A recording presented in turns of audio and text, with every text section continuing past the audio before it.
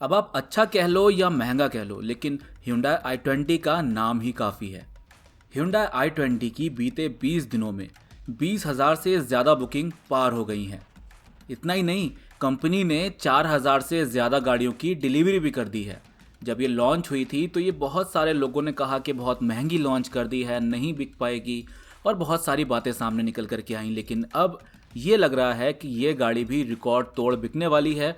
इतना ही नहीं, अगले महीने की टॉप सेलिंग की लिस्ट में भी शामिल हो सकती है यदि कंपनी सही टाइम पे डिलीवरी कर देती है और 31 नवंबर तक ये अपना आंकड़ा पार कर लेती है 10 से 15,000 के आसपास, तो ये टॉप 10 की लिस्ट में अपनी जगह बनाने में कामयाब हो जाएगी। निसान मैग्नाइट को पेश किए जाने से लेकर के आज तक इसकी चर्चाएं और इसकी नई नई जानकारियां हर रोज सामने आती हैं, कभी इसके स्पाइड पिक्चर्स को लेकर के तो कभी इसकी लॉन्च डेट को लेकर के। अब इसकी लॉन्च डेट 2 दिसंबर बताई जा रही है कंपनी की तरफ से, और ये 2 दिसंबर को भारत में लॉन्च कर दी जाएगी। साथ ही निसान मैग्नाइट की बुकिंग 20 नवंबर से शुरू हो गई है। अगर आप इस गाड़ी को लेने में इंटरेस्टेड हैं तो आप ऑनलाइन या इसके डीलरशिप पर जा करके बुकिंग करा सकते हैं। इसके अलावा आप जानना चाहते हैं कि निसान मैग्नाइट के किस वेरिएंट में कौन से फीचर्स मिलते हैं और वो अराउंड कितने रुपए तक का आपको पड़ेगा, तो उसकी एक सेपरेट वीडियो हमने बना दी है। ऊपर आई बटन में उसका लिंक आपको मिल जाएगा, तो वहाँ जा करके आप देख सकते हैं निसान मैग्नाइट का पूरा वेरिएंट एक्सप्लेन वीडियो। अभी कुछ दिन पहले ही टाटा मोटर्स ने ये पिक्चर शेयर की थी अपने ट्विटर पर और नीचे लिखा था, it's not grand science, it's simple maths. यहाँ पर आप समझ ही गए होंगे कि टाटा मोटर्स क्या कहने वाला है। नीचे राइट साइड में आप देख सकते हैं 4 स्टार ग्लोबल एनकैप रेटिंग की बात कही जा रही है। अगली अपडेट है जीप कंपास के फेसलिफ्ट वेरिएंट को लेकर के। हाल ही में 2021 जीप कंपास को चीन के ग्वांगझो ऑटो शो मरीन प्रदर्शित किया गया है। जीप कंपास फेसलिफ्ट को अगले साल लॉन्च किया जाना है। फेसलिफ्ट जीप कंपास को नए डिज़ाइन और फीचर्स के साथ पेश किया जाएगा और ये कार पुराने मॉडल से ज़्यादा लंबी, ज़्यादा ऊंची भी होगी। भारत में जीप कंपास कंपनी की सबसे ज़्यादा बिकने वाली गाड़ी है। अगली अपडेट है एमजी मोटर्स की तरफ से। एमजी मोटर्स की एमजी ग्लॉस्टर की इस साल के लिए जो डिलीवरी करनी थी उनकी बुकिंग पूरी हो चुकी है। कंपनी का कहना था कि इस साल हम 2000 यूनिट को डिलीवर करेंगे, जिसकी बुकिंग उनको मिल गई है। तो दिसंबर तक 2000 यूनिट को डिलीवर किया जाएगा और बाकी सारी गाड़ियों को फिर जनवरी से, यानी आने वाली बाकी बुकिंग्स को अब जनवरी में ही या अगले साल को डिलीवर किया जाएगा। अगली अपडेट है टाटा मोटर्स की तरफ से। टाटा मोटर्स की HBX को टेस्टिंग के दौरान कई बारी देखा गया है। उसकी कुछ पिक्चर निकल करके सामने आई है जहां पर भारतीय सड़कों पर और उबड़ खाबड़ रास्तों में भी इसको टेस्ट करते हुए देखा गया है।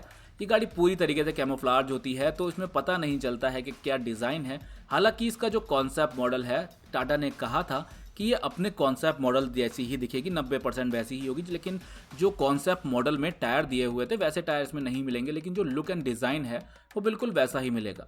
हालांकि सारी अपडेट तो इसके ऑफिशियली अनाउंसमेंट के बाद ही आएंगी और ये गाड़ी अगले साल को लॉन्च की जाएगी। इससे पहले इसको ऑटो एक्सपो 2020 में प्रदर्शित किया गया था। इस गाड़ी की कीमत 5.5 लाख रुपए से 6 लाख रुपए के आसपास रहने की उम्मीद है। अगली अपडेट है नई होंडा सिविक को लेकर के।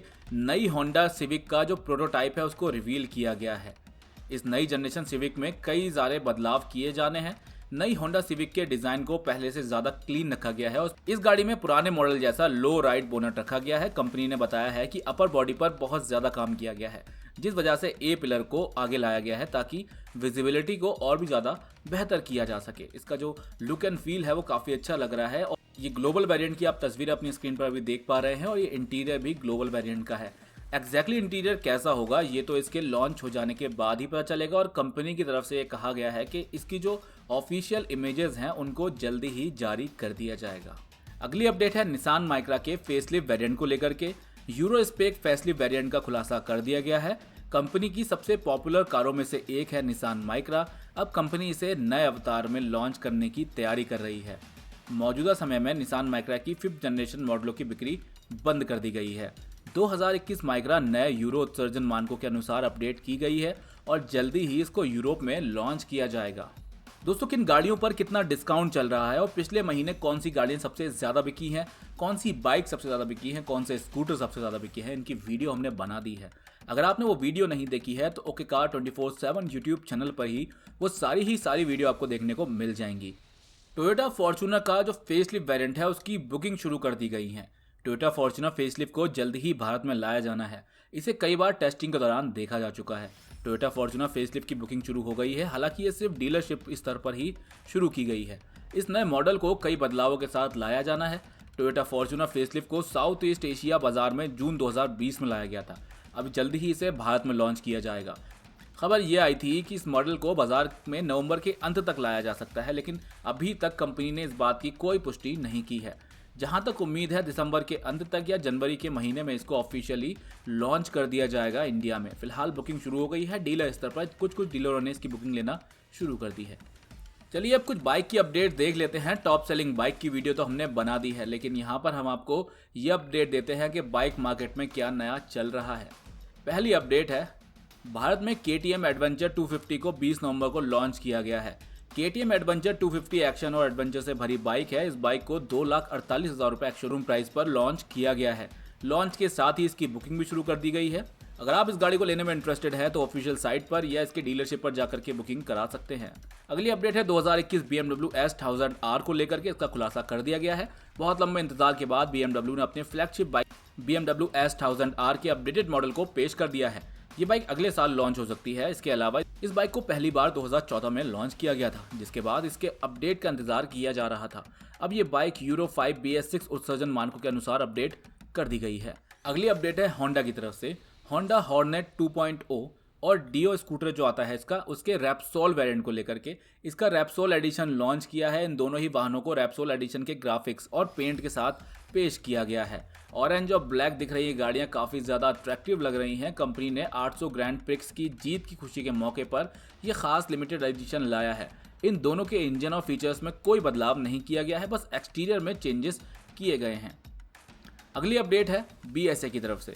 विश्व प्रसिद्ध बाइक कंपनी BSA भारत में अपनी वापसी करने की तैयारी कर रही है। महिंद्रा की कंपनी क्लासिक लीजेंड ने BSA की बाइक के निर्माण के लिए करार किया है। खबर यह है कि बाइक के निर्माण के लिए यूनाइटेड किंगडम में प्लांट खोलने की तैयारी की जा रही है और इस प्लांट में 750cc की रेंज की बाइकों का निर्माण किया जाएगा। अगली अपडेट है टू व्हीलर निर्माता एप्रिलिया स्कूटर की तरफ से। भारत में अपना सबसे ज्यादा पावरफुल स्कूटर एप्रिलिया SXR 160 का खुलासा इसने कर दिया है। इस स्कूटर को कंपनी ने 2020 दिल्ली ऑटो एक्सपो में प्रदर्शित किया था। अब इस स्कूटर को दिसंबर में लॉन्च किए जाने की तैयारी है। इसकी एक्सपेक्टेड प्राइजेस की बात करें तो तकरीबन 1,25,000 रुपये शोरूम प्राइस इसकी हो सकती है।